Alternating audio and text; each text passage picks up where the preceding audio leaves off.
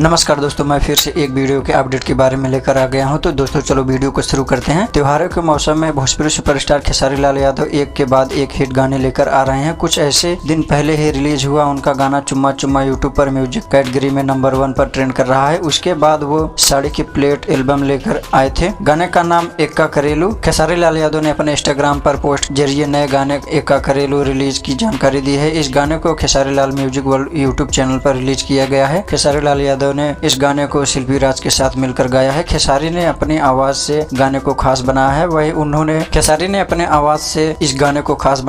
उन्होंने अपने डांस से इसे और भी लाजवाब बना दिया है। यूजर ने कहा नंबर 1 पर ट्रेंड करवाएंगे ये करेलू का। दरअसल भोजपुरी सिंगर के इसी नाम के एल्बम का है। इसके बोल विशाल भारती ने लिखा है, म्यूजिक आर्या शर्मा जी का है। लकी विश्वकर्मा इस गाने के डायरेक्टर और कोरियोग्राफर इस गाने में निकिता भारद्वाज भी किए हैं। गाने के रिलीज होने के साथ साथ ही इस पर यूजर्स के रिएक्शन भी आने शुरू हो गया है। एक यूजर्स ने लिखा है खेसारी भैया की इस गाने को नंबर 1 पर ट्रेंड करवाएंगे। दूसरी यूजर ने लिखा है खेसारी लाल के बिना भोजपुरी की अधूरी है। खेसारी लाल की फिल्म राजा राम का गाना चुम्मा चुम्मा भी काफी पसंद किया जा रहा है। इसके बाद एक्ट्रेस की आकांक्षा पुरी के साथ केमिस्ट्री परफेक्ट है। आकांक्षा पुरी पहली बार किसी भोजपुरी गाने में नजर आई है। इस गाने में आकांक्षा और खेसारी ने शानदार डांस किया है, लेकिन खेसारी का स्टाइल और भी कमाल का है। एक्ट्रेस अपने अंदाज में और लंबे बालों वाले लुक में बिल्कुल अलग दिख रही हैं। तो दोस्तों मिलते हैं नेक्स्ट वीडियो में पूरी जानकारी के साथ। तब तक के लिए bye bye, tata, see you, Jai Shri Ram.